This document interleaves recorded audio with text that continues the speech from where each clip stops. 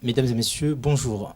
L'association Comores Impact a organisé cette journée qui entre dans le cadre de l'orientation et de l'intégration des étudiants en France. C'est justement pourquoi aujourd'hui nous avons eu le plaisir d'accueillir dans ce plateau Monsieur Nassur Moumadi, qui est entrepreneur et aussi dirigeant d'ALM Team, c'est ça. Et puis j'ai aussi Monsieur Saïd Mzé Misbar, qui est professeur de mathématiques dans un établissement dans les 77 en Ile-de-France. Et Madame Fatia Rajabou, qui est aussi professeure, mais en économie, dans un établissement dans les Hauts-et-Seine. Nous allons les demander chacun de nous donner plus d'éclaircissements dans leur parcours, afin que ce soit des conseils pour les jeunes étudiants qui veulent poursuivre leurs études en France. Sans plus tarder, je vais commencer par Monsieur Nassur Moumadi, qui est, comme je l'ai bien dit ici, entrepreneur et dirigeant de ALM Team, de nous parler de son parcours, surtout professionnel. Oui, donc bonjour à tous. Tout d'abord, merci de m'avoir invité. Merci à l'association Comores Impact d'avoir organisé cette journée de rencontre entre donc, des professionnels et des étudiants. Et merci à RTC pour cette visibilité qu'elle nous accorde entre Paris et les Comores sur cette question d'orientation. Donc sans plus attendre, je vais me présenter. Je m'appelle Nassur Moumadi, j'ai 40 ans bientôt. J'ai un parcours normal. Donc, à l'âge de 5 ans, je suis arrivé à La Réunion. Donc j'ai fait le primaire, collège et lycée. Donc après le lycée, j'ai fait des études d'abord d'économie, que j'ai terminé, enfin j'ai commencé par une année en économie, que j'ai terminé par un master, donc à l'époque ça s'appelait des DESS. Donc maintenant c'est un master 2 en informatique appliqué à l'urbanisme. Donc j'ai travaillé pendant 3 ans, d'abord en tant que, on appelait ça chargé d'opération. Donc l'idée c'était je travaillais pour une commune qui s'appelait Bolène à l'époque, et on construisait des logements sociaux et des zones d'activité. Depuis tout petit, j'étais attiré par l'informatique. Et j'étais nul en maths. Et je pensais que l'informatique, il fallait être bon en maths. Et donc, c'était quelque chose que j'avais enfoui à moi, que je ne partageais pas forcément, parce que c'était quelque chose pour moi d'inespéré. Mais j'avais aussi envie d'entreprendre également. Donc, c'est comme ça qu'en 2005, donc 2 ans après mon master en urbanisme, que j'ai donc participé à la création d'une entreprise à Lyon, avec 11 autres personnes, dont des Comoriens. Voilà, c'est une société qui a été créée par des des franco-africains, Franco-africains, oui. Voilà, depuis 2005, une première société. C'était le début, je connaissais ni le monde de l'informatique, ni le monde de l'entrepreneuriat. On s'est jeté comme ça dans l'inconnu. Et on s'était lancé sur une technologie qui s'appelle l'open source. C'était tout nouveau. Donc on a fait toutes les erreurs qu'il fallait faire pour savoir ce qu'il fallait plus faire. Donc ensuite, j'ai créé deux sociétés, une qui a coulé et une qui a démarré depuis 3 ans.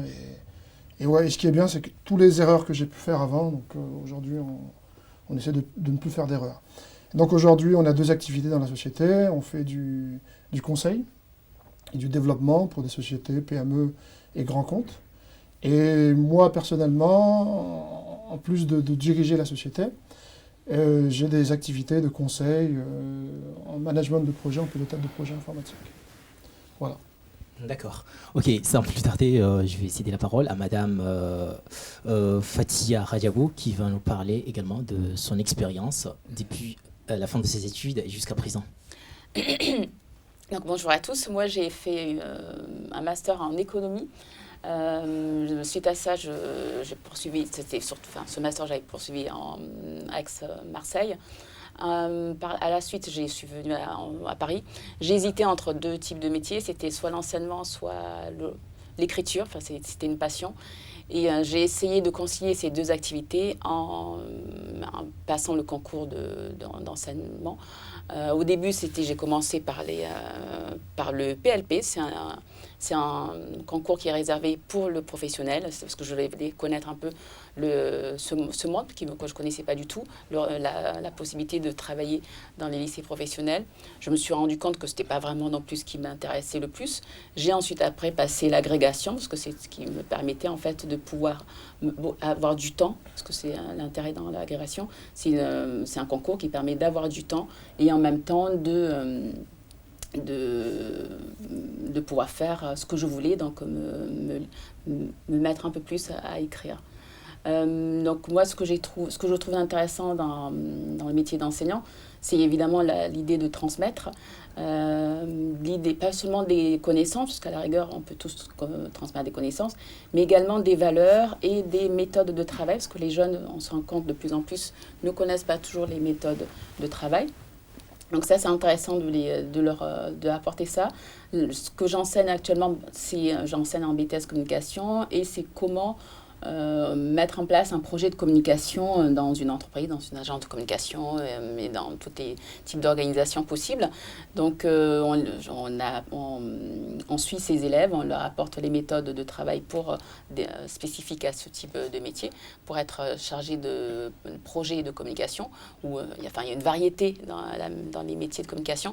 Monsieur parlait de l'informatique, il y a également la possibilité d'être chef de projet de communication dans l'informatique. Enfin, c'est assez riche comme type d'ouverture possible de métier. Donc, je fais ça en même temps, j'enseigne, je donne des cours en classe préparatoire à l'ENS dans le cadre d'un enseignement en histoire économique et sociale. D'accord. Alors, vous avez parlé de votre expérience par rapport à ce que vous avez depuis voulu faire. Vous êtes romancière et aussi enseignante. Oui. Est-ce qu'il y a une incompatibilité entre les deux métiers? Non, parce que dans les deux cas, c'est transmettre. Donc ça m'a paru évident. Enfin, c'est pour ça que je voulais être enseignante. C'est pour, je l'avais dit déjà, avoir du temps. Mais également, pour moi, il y avait les deux sens de ma vie qui m'intéressent. C'est à la fois transmettre. Donc quand je suis face à des étudiants, je transmets quelque chose. Et quand j'écris, je transmets également. Donc pour moi, c'est deux activités qui se complètent complètement à ce niveau-là. Et c'est enrichi. Et c'est intéressant de voir aussi que tout est possible, en fait. On peut très bien passer des concours et en même temps faire ce qu'on aime, en fait. C'est de concilier une activité que j'aime beaucoup, qui est une passion d'enfant, par rapport à, et en même temps, avoir une activité qui me permette de vivre. Voilà. Et vos conseils sont basés sur les conseils pour la réussite des études ou dans le parcours professionnel? La réussite, ça dépend de ce qu'on entend par réussir. C'est réussir, évidemment, pour moi, ce que je dis à mes étudiants, c'est déjà de choisir un métier qui permette de pouvoir travailler, trouver un travail rapidement. Donc, tous les métiers, ce que je veux dire par là, c'est que tous les secteurs ne sont pas tous ouverts.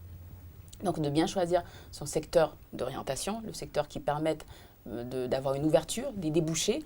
Et après, une fois qu'on a trouvé, de pouvoir trouver le métier dans lequel on va pouvoir s'épanouir.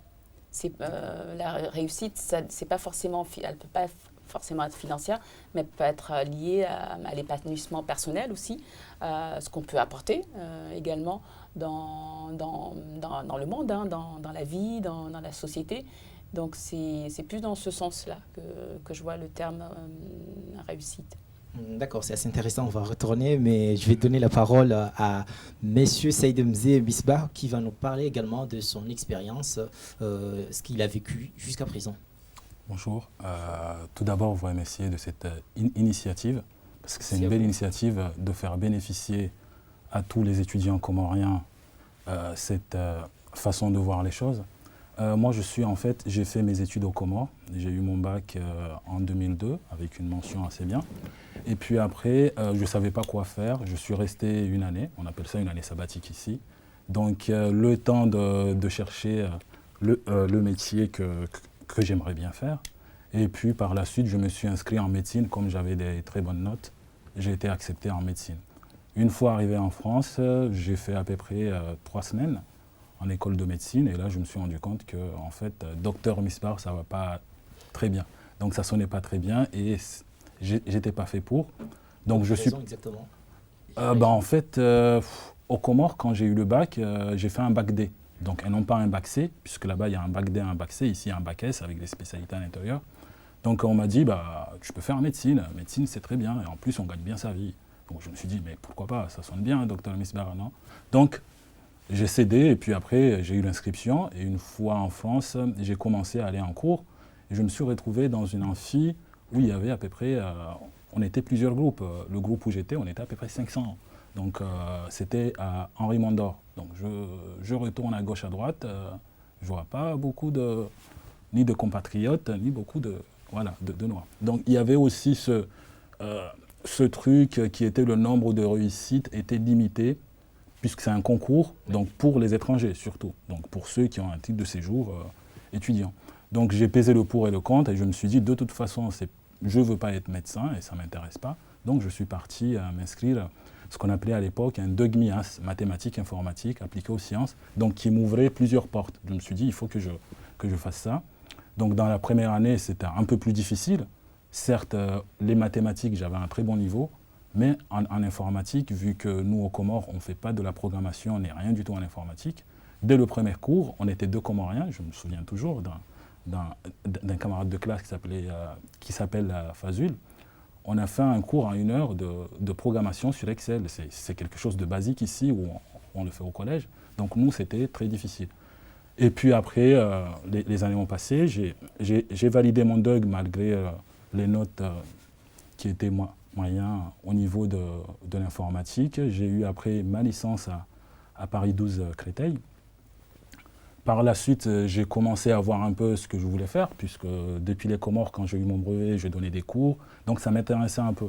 Donc je me suis dit, je ne veux pas faire que des maths pures, mais il faut que ce soit des maths appliquées au cas où, pour avoir une solution si jamais ça ne m'intéresse plus. Vu que, voilà, donc je suis parti faire un master en ingénierie mathématique à la fac d'Evry.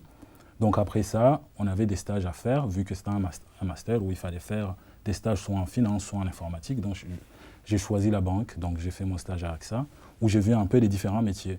Et au fur et à mesure, quand j'ai fini, j'ai monté une petite société qui s'appelait Doukani, où j'ai participé à un concours et puis on a eu le premier prix. Ça consistait juste à vendre des produits en ligne pour ceux qui sont au Comores. J'ai fait à peu près 2 ans. Pendant ces 2 ans-là, je voyais un peu les camarades avec qui on était. Donc il y avait la pression pour la banque. Pendant cette période-là, moi je faisais je travaillais que sur Doukani et puis après je me suis dit je veux me lancer dans l'enseignement. Et depuis je suis dans l'enseignement. Donc c'est un travail qui nécessite beaucoup de pédagogie, de l'écoute pour les élèves aussi. Et aussi comme je suis professeur principal, c'est aussi d'aider les élèves à s'orienter, à chercher un métier par rapport à ce qu'ils aiment faire. Donc, avant de monter Doukani, vous avez eu l'intention de faire ça un jour ou bien c'est survenu comme ça toute seule? Non, en fait, comme j'étais étudiant, j'avais pas beaucoup de budget, on va pas se mentir. Je travaillais comme tous les étudiants ici. Il faut travailler et puis payer son petit studio. Voilà, parce que quand je suis arrivé à la famille, mais à un moment donné, il faut s'émanciper. Donc j'ai pris un studio, c'était difficile pour la famille, non, faut pas partir, mais j'avais ce besoin-là de partir, donc j'ai pris un petit studio, il fallait que je travaille à côté. Donc c'est en fait, j'étais là à la fac un jour en cours de marché financier, on était là. Et puis, je me suis dit, mais quand on a 50 € qu'on veut envoyer aux Comores, pour une personne qui est aux Comores, 50 €, c'est rien du tout. Mais en fait, si on achète les produits, on lui envoie, ça va faire beaucoup, même si c'est peu. Donc, l'idée est venue de là, en fait. J'étais en amphi, je me suis dit, allons-y, on va commencer le projet. Et puis après, j'ai commencé à parler à une association qui s'appelait à l'époque Créer ta boîte. donc qui ont soutenu le projet, qui m'ont dit, bah, ce qu'on va faire, tu présentes ton projet, tu fais tout, la faisabilité du projet, et puis tu nous le présentes. Et puis j'ai présenté le projet, et une fois que j'ai présenté ce projet-là, il a eu le premier prix à la ville de Sevran. Donc j'ai eu un financement qui m'a permis de monter. D'accord, voilà. merci.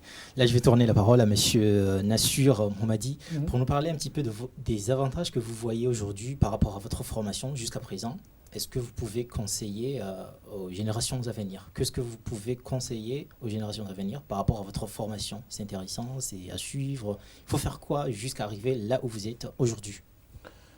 Oui, par rapport à ma formation de base qui était l'urbanisme, je me suis rendu compte très rapidement que les métiers auxquels on avait accès étaient liés essentiellement aux institutions publiques, collectivités locales, l'État ou bien des organismes parapublics. Donc tout de suite on est très limité. Ok, et une grande partie de ces emplois sont aussi associés au concours. Donc pour pouvoir maintenir son boulot, il faut soit passer un concours ou être titularisé en tant que contractuel. D'accord? Donc, et c'est aussi bien payé, mais moi ce qui m'intéressait quand j'étais plus jeune, c'était bien gagner ma vie en fait, c'était ça.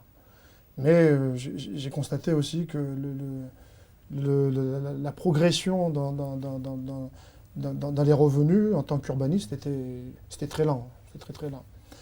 Et l'informatique, enfin l'entrepreneuriat, je suis venu un peu, même si c'était quelque chose que j'avais au fond de moi, mais autour de moi, j'avais personne qui avait entrepris, d'accord? Sauf un grand-père qui était âme bénie, qui avait entrepris, mais il faut croire que l'entrepreneuriat n'était pas quelque chose qui était valorisé dans la famille, puisque jusqu'à l'âge de 25 ans, j'avais jamais entendu parler d'un grand-père entrepreneur. Donc, même s'il y avait une espèce de liaison via les gènes, mais je m'étais jamais dit petit, je serai entrepreneur comme mon grand-père, parce que je l'ignorais, d'accord, tout simplement. Et quand j'ai découvert, j'ai re-rencontré mes amis qui disaient, viens, on crée une société informatique. Je ne savais pas trop vraiment où j'allais, quoi. J'ai dit oui, parce que j'étais intéressé par tout ce qui est nouvelles techno. Parce qu'on faisait aussi de l'informatique, on faisait tout ce qu'on appelle les systèmes d'information géographique, on faisait aussi de la programmation. Donc c'était quelque chose qui m'attirait, mais j'étais aussi attiré par l'aventure de pouvoir prendre un risque et bien gagner sa vie. Donc du coup, aujourd'hui, je serais radical. Je dirais pas aux jeunes de faire de l'urbanisme, sauf si c'est une passion. Il y a des métiers qui sont passionnants, mais qui sont ingrats. Et donc aujourd'hui, je pense que le métier d'urbaniste est un métier passionnant parce que on est là, on participe à la création de territoires, on met en place des ingrédients pour favoriser le développement d'un territoire, d'accord? Mais on est lié au maire, on est lié au pouvoir politique. Et donc si demain il y a une alternance, tout ce qu'on a entrepris auparavant, on laisse tomber au profit des actions du nouveau maire. Donc c'est très dogmatique. L'informatique, c'est pragmatique. L'entrepreneuriat, c'est pragmatique. Et je crois que mon ADN est lié à ça. Je ne suis pas quelqu'un qui fait des concessions, qui fait de la diplomatie, qui fait de la politique, j'ai du mal. D'accord? L'entrepreneuriat l'entrepreneuriat, c'est quelque chose où il y a de l'opportunité, on négocie, rien n'est écrit. Donc c'est vous qui faites les choses, c'est vous qui êtes le pilote de ce que vous faites. Donc voilà, moi je prendrai le pari, enfin j'assume le fait de dire, je dirais à tout le monde d'entreprendre. Je dirais à tous les jeunes, quelles que soient les études qu'ils ont fait, que ce soit des études professionnelles ou je ne sais pas comment on peut dire, études de recherche, il faut entreprendre. D'accord. Voilà. Vous avez parlé des problèmes d'échec au début. Qu'est-ce qui vous a motivé à venir jusque-là, justement, vu que vous avez échoué au début quand vous avez voulu monter votre boîte, et à un moment, vous avez connu des contraintes. Qu'est-ce qui vous a poussé à aller de l'avant? J'avais pas le choix. C'est-à-dire que... Et en fait, avant de répondre à votre question, je dirais aux jeunes, s'ils veulent entreprendre, c'est juste après leur diplôme. dès qu'on a le diplôme, quand on a un diplôme, à quelques cas rares, on n'a pas de femme, on n'a pas d'enfants, donc on entreprend. Et quand on commence à entreprendre, et qu'on est bien conseillé, on est bien entouré, etc., on commence à gagner de l'argent assez facilement. On a une certaine forme de liberté. On fait ses journées, on organise ses journées, on prend des risques, mais quand on a bien négocié son risque, ben il y a une sorte d'épanouissement. Voilà. Et donc, mais le démarrage, c'est-à-dire n'ayant pas fait d'école de commerce, n'ayant pas eu autour de moi des personnes qui ont entrepris, évidemment et naturellement, j'ai fait toutes les erreurs qu'il ne fallait pas faire, ok, mais ça n'a pas enlevé l'ivresse que j'ai connue dans mes premières années, la possibilité de voir qu'on pouvait gagner de l'argent assez rapidement, par soi-même, la possibilité de pouvoir organiser son temps entre la vie privée et la vie professionnelle. C'est ces 3 points qui m'ont donné le courage pour continuer à entreprendre. D'accord. Et au début, c'était comment pour financer est-ce qu'il y avait le système de financement des banques pour faire des crédits ou c'était comment pour vous pour financer vos projets? D'accord. Il faut savoir, quand on a entrepris en 2005, c'était juste après la première bulle Internet. Donc aucune banque ne prêtait de l'argent. Donc du coup, les fonds, on a réuni à peu près 60 000 euros. Donc c'était des fonds propres qu'on a constitués entre les 12 associés. Et de 2005 jusqu'à 2008, on a fonctionné, Obgis, la société qui s'appelait Obgis, on a fonctionné en fonds propres. C'est après 2008 qu'on a demandé un prêt BPI, la Banque publique d'investissement, qui, au vu de tout ce qu'on avait réalisé, obtenir un prêt, c'était beaucoup plus rapide, beaucoup plus simple. Mais au début, quand on lance une activité, c'est compliqué d'avoir des fonds. D'accord. Et vous, actuellement, par rapport au taf que les étudiants d'aujourd'hui font ici en France, est-ce qu'ils ont la possibilité de financer leurs projets, ceux qui travaillent à McDo, dans les gares, etc., etc. Voilà, depuis l'avènement de ce qu'on appelle les barbares c'est tous ces acteurs de l'économie collaborative, qui pourrait penser que 3 gamins allaient faire beaucoup plus de chiffre d'affaires que les hôtels, Airbnb, hein? Qui pouvait penser qu'un jeune financier pouvait créer une société qui s'appelle Uber, et qui allait justement déstabiliser l'activité qui était bien établie, des taxis, des chauffeurs-maîtres, etc. Donc, ces 2 sociétés, Airbnb et comment et Uber, ont montré la possibilité qu'on pouvait être David et concurrencer Goliath. Être David, faire trembler Goliath. Et donc, les banques, les institutions publiques, tous les acteurs qui contribuent à l'activité numérique, ils ont compris qu'il y avait un levier de croissance qui était le numérique pour justement créer de l'activité, créer de la richesse. Donc aujourd'hui, c'est beaucoup plus facile pour un jeune de créer une boîte parce qu'on entend parler de start-up, de levée de fonds. Donc toutes ces choses-là sont beaucoup plus simples. Aujourd'hui, un jeune qui a une idée, qui sait développer ou qui a un ami qui sait développer et qui sait mener l'idée depuis la conception jusqu'à la réalisation, a beaucoup plus de facilité à lever des fonds qu'il y a 12 ans en arrière. 12 ans, c'était difficile, mais aujourd'hui, il y a plusieurs formats pour lever des fonds. Soit on crée une idée, juste avec une idée, quelques slides, on va aller voir des gens comme Xavier Niel, des patrons de vente privée, on a 2 minutes pour les convaincre. S'ils trouvent que votre idée il est intéressant, soit ils vous incubent, soit ils vous laissent un chèque. Il y a ce format-là. Maintenant, il y a ce qu'on appelle aussi tout ce qui est intrapreneuriat. Aujourd'hui, les grands groupes ont compris qu'ils ne pouvaient pas se regarder, les grands groupes et les jeunes de start-up ne pouvaient plus continuer à se regarder en chien de faïence et qu'il fallait collaborer parce qu'ils avaient peur qu'un autre Uber ou un autre Airbnb naisse d'un garage ou d'un hôtel, etc. Donc maintenant, il y a des formes de collaboration, notamment l'intrapreneuriat, où des jeunes peuvent intéresser des grands groupes, parce que les grands groupes sont intéressés par l'agilité et la souplesse des jeunes, et l'audace des jeunes, et les jeunes sont intéressés par les fonds, par la stabilité qu'ont les grands groupes. Donc aujourd'hui, c'est beaucoup plus facile de créer une société, c'est beaucoup plus facile de lever des fonds, que ce soit en Europe ou en Afrique. Et après, les Comores, c'est une autre histoire. Ok, merci. Là, je vais donner la parole à Madame Fatia pour nous éclaircir justement par rapport à votre métier, parce que plusieurs étudiants ont fini leurs études et refusent d'aller enseigner, que ce soit aux Comores ou bien ici. Est-ce que vous avez des conseils à les apporter pour ce métier d'enseignement? Ouais, je pense qu'il faut faire ce métier par passion déjà. Donc là, c'est une autre façon de choisir un peu sa façon d'être utile dans la société. Enfin, moi, je vois ça comme ça.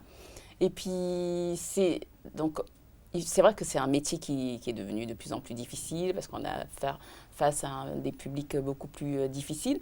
Après, moi, c'est un métier que je fais depuis pratiquement 20 ans, que je trouve intéressant, qui me passionne, parce que c'est intéressant d'être face à des jeunes, de leur inculquer non seulement des savoirs, mais également des savoir-être, de leur apporter aussi ses connaissances, ses expériences aussi, leur apporter les expériences de ce qu'on a, de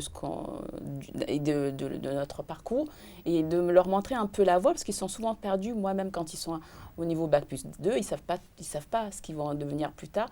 Et donc, on a tout un rôle pour leur apporter, pour les aider, pour les orienter dans ce qu'ils peuvent devenir.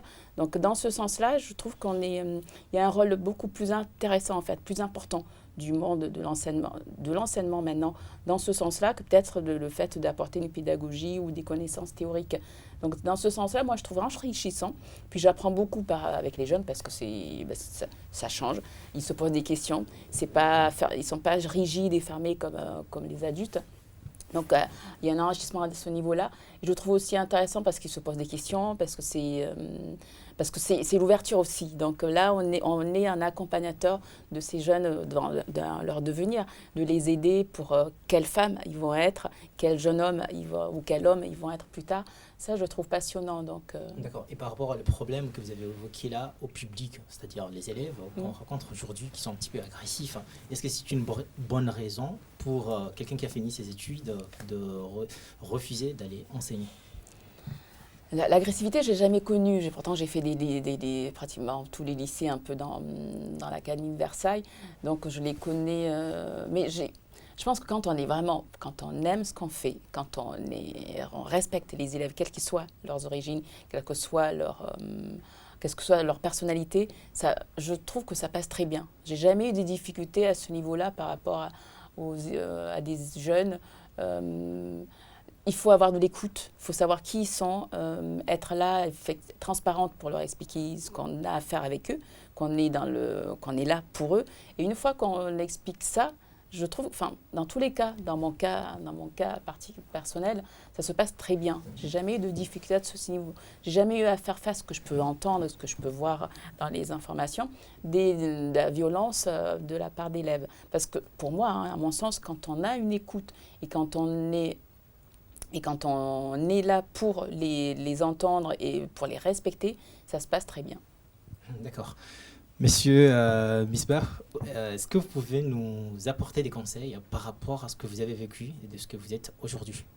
Oui, moi je dirais à tous les étudiants de devenir des mathématiciens. Tout simplement pour une simple et bonne raison, ça a un plus-value sur un CV, que ce soit dans le domaine de l'informatique. Donc, par exemple, l'analyse des big data, dans tout ce qui est Google, le référencement, c'est tout un algorithme qui est là, qui est mathématique. Donc, il n'y a pas que l'enseignement. Une fois qu'on a fait des mathématiques, il y a plusieurs portes qui s'ouvrent. Donc, moi, juste parler de ma promotion, je ne connais pas une personne qui est au chômage. Donc, aujourd'hui, l'enseignement, c'est quoi? C'est une vocation. On ne va pas à l'enseignement parce qu'on n'a pas trouvé mieux. Sinon, c'est 2 jours et puis on prend la porte. Donc, parce qu'en fait, il faut avoir l'amour aussi de transmettre et d'écouter les élèves. Parce que les élèves, ils ont besoin d'écoute, ils ne sont pas agressifs. Ils aiment bien tester, c'est comme nous, quand on était au collège, on aimait bien tester un peu, les profs. Mais en fait, pour la nouvelle génération, c'est qu'ils regardent la télé, ils se disent, oui, le métier, il est super dur. Oui, il n'y a pas un métier facile. Que ça soit dans l'informatique, il y a toujours de la pression derrière. Donc, que ça soit dans les banques, tout ça, il y a toujours de la pression. Donc, il faut savoir que quand on enseigne, on n'est pas seulement enseignant. On est aussi un peu, un sociologue. On a envie d'écouter. Parce que, en fait, chaque élève a un problème particulier. Donc, si son agressivité vient peut-être de sa famille, parce qu'il a des difficultés. Mais en général, c'est un très bon métier. C'est un très bon métier et je conseillerais tout le monde de le faire. Parce que tu peux concilier à la fois vie de famille et et l'enseignement. C'est plus facile aujourd'hui d'être enseignant et de concilier avec sa vie de Oui, famille. d'accord. Là, vous avez dit dès le début ici que vous avez eu votre bac au Comores et vous Oui. êtes venu en France faire vos études jusqu'à aujourd'hui, Oui. vous enseignez. Est-ce que par rapport au taux de chômage de la France, vous conseillez, ça c'est personnel pour chacun, mais vous personnellement, vous apercevez comment par rapport à cela, le taux de chômage qui frappe la France et le fait de rester ou de retourner au bled pour aller enseigner là-bas? Moi, personnellement, je pense qu'une fois qu'on a fini les études, il faut faire un peu comme les autres, avoir un peu d'expérience. On ne peut pas directement finir, sortir du labo et rentrer au Comores. Certes, peut-être c'est un choix personnel. Moi, j'ai choisi d'abord de rester en France, d'acquérir de l'expérience, comment enseigner. Vous voyez déjà, depuis des années aux Comores, on a un taux de réussite au bac qui est très faible, mais très faible. À un moment donné, il faudra peut-être que les enseignants aussi se remettent en cause de ce taux-là, parce qu'il y a une méthode d'enseignement. Ici, on vous apprend à enseigner comment corriger. Ce n'est pas parce que tu es enseignant que directement on vous donne des consignes pour corriger. Donc, moi, je dirais à tous ceux qui finissent les études de rester un peu en France, d'acquérir de la compétence, aussi un peu d'expérience, pouvoir retourner aux Comores, mais avec des valises qui sont solides. Que ça soit parce qu'il y a la formation, mais il faut compter aussi qu'il y a une compétence qu'il faut acquérir. Et ça, c'est en travaillant. Si vous voulez entreprendre, vous pouvez entreprendre ici et puis repartir aux Comores une fois que l'entreprise a grandi. Donc, je pense que les étudiants devraient peut-être penser, à mon avis, acquérir une expérience. C'est ce que font les Sénégalais, c'est ce que font pas mal d'autres étudiants, c'est acquérir l'expérience et puis repartir. L'expérience, ça peut être 1 an, ça peut être 2 ans, selon le domaine. Cette expérience-là, on ne peut pas l'acquérir aux Comores une fois avoir sa licence au bled ou bien son master là-bas aux Comores? Oui, une fois que vous êtes aux Comores, bien sûr, vous pouvez rester et faire votre expérience là-bas, vous former là-bas. Mais moi, je parle essentiellement de ceux qui sont, par exemple, ici. Je ne parle pas de ceux qui sont au Sénégal, à Madagascar, où ils n'ont pas la possibilité de travailler. Mais je pense que quand tu es ici et que tu as la chance de faire une formation et d'avoir un travail à la sortie, je parle surtout de ceux qui ont fait le domaine scientifique, parce que souvent, ils ne chôment pas. Donc, que ce soit des BTS, que ce soit des DUT, ça ne chôme pas du tout. Donc, souvent, c'est de rester un peu, d'acquérir un peu d'expérience parce que vous apportez quelque chose au pays. Pas sortir directement de la fac, oui, moi je suis fier, oui, je rentre. Mais voilà, tu as juste une formation. Donc, et cette formation-là, peut-être qu'elle n'est pas finie. Parce qu'ici, quand tu as fait la formation, souvent, on va parler de la formation professionnelle, mais tu fais des stages. Tu fais quelque chose qui t'apporte, qui te montre le métier. Parce qu'on peut très bien apprendre ici, mais une fois au Comores, se dire, en fait, je ne trouve pas de travail, donc je vais dans l'enseignement. Mais en fait, c'est par défaut, tu n'es pas passionné par l'enseignement, tu as juste envie de gagner ton pain. Donc, et je pense qu'on ne va pas dans l'enseignement pour gagner son pain. D'accord, merci. Là, pour entrer dans la dernière partie, je vais entrer directement avec M. Nassur Mohammadi pour nous dire par rapport au fait d'entreprendre ici en France ou bien aux Comores. Est-ce qu'il y a des contraintes pour aller investir aux Comores par rapport à ici en France? Les contraintes que je vois de là où je suis, les contraintes liées aux Comores sont liées uniquement aux conditions. C'est-à-dire, si je parle de ce que moi je fais, j'avais voulu par exemple mettre en place une organisation offshore. Je m'explique, offshore, c'est j'ai des projets ici et je fais sous-traiter le développement aux Comores. D'accord ? Donc là, très rapidement, qu'est-ce que j'ai comme problème? C'est déjà le problème énergétique. L'accès au courant continu, enfin, c'était il y a quelques années. Donc maintenant, je ne sais pas si on a pu mesurer justement le travail qui a été fait par la société française au niveau de l'installation de l'électricité. Est-ce que ça tourne toujours? Je ne sais pas, il faudrait que vous me disiez. Je pense que donc, ça va. C'était ça en fait, c'était uniquement ça. Aujourd'hui, ce qui me gênait, la seule contrainte qu'il y a aux Comores, c'est cette partie-là énergétique, tout simplement. Et après, deuxièmement, peut-être les ressources, c'est-à-dire le personnel formé, les personnes qui sont formées. Donc, il y a des écoles informatiques, je pense, oui. Mais est-ce que ces écoles ont des labos pour que les jeunes puissent faire vraiment de la programmation liée vraiment à la réalité, à un métier? Est-ce qu'ils ne font pas uniquement que de l'algorithme, que de la conception? Vous n'avez jamais fait une enquête là-bas pour savoir comment ça se passe actuellement, s'il y a justement des personnes formées ou pas? Si, j'ai fait une enquête. J'avais embauché en 2012 un jeune qui venait d'un DUT en informatique. En 2012, peut-être jusqu'à aujourd'hui, l'informatique aux Comores, c'est le DUT à l'Université de Comores. Et il y a un réseau de petites écoles informatiques, mais de ce que je sais, c'est que le contenu de la formation est souvent lié à de la bureautique ou à des trucs liés au design, Photoshop. Et donc, comme nos métiers, c'est de développer des applications. Oui, donc je réponds à votre question. Oui, j'ai fait une petite enquête. Et de ce qui est ressorti, c'est qu'il n'y avait pas encore d'école qui formait vraiment à la programmation, sauf le DUT, mais qui était orienté uniquement sur de la conception et pas vraiment de la pratique. Le côté pratique manquait. Donc, je résume, les deux contraintes qu'on a aux Comores aujourd'hui, c'est encore une fois l'énergie et deuxième point, la formation. J'espère que ça va s'améliorer. Donc, pour vous, Madame Fatia, la dernière question, votre dernier conseil d'une manière générale par rapport à ce que vous avez fait, ce que vous pouvez dire pour encourager les étudiants d'aujourd'hui d'aller de l'avant? C'est d'oser, d'avoir de l'audace, de ne pas avoir peur, d'avoir confiance en soi. Parce que je pense que tout est possible, vraiment, ça j'y crois beaucoup. Ce que je dis à mes étudiants, c'est quel que soit ce qu'on veut devenir, peu importe, hein, là il y a plusieurs parcours, comme vous l'avez senti, donc il y en a pas mal d'autres. Donc quel que soit ce qu'on veut devenir, déjà d'y croire, vraiment, et de foncer, de ne pas se laisser fermer par un environnement familial, un environnement social, et surtout quand on est femme, parce qu'au Comores c'est encore plus difficile, je pense que en France aussi, hein, mais le fait d'être une femme, c'est encore plus pesant au niveau de la culture. Donc c'est de savoir là aussi, de sortir du carcan familial et traditionnel et de se dire qu'on est capable de faire, d'oser choisir des métiers souvent à traditionnel masculin et de le faire parce qu'on en a envie et puis point barre. Donc, vous avez déjà pensé à aller enseigner au Comores ou pas? Non, pourquoi? Parce que déjà, je ne maîtrise pas la langue comorienne. L'enseignement se fait en français. D'accord, oui, mais je sens que je vais avoir il me faudra un temps d'adaptation. Et puis, pourquoi est-ce que je n'ai pas pensé à enseigner aux Comores?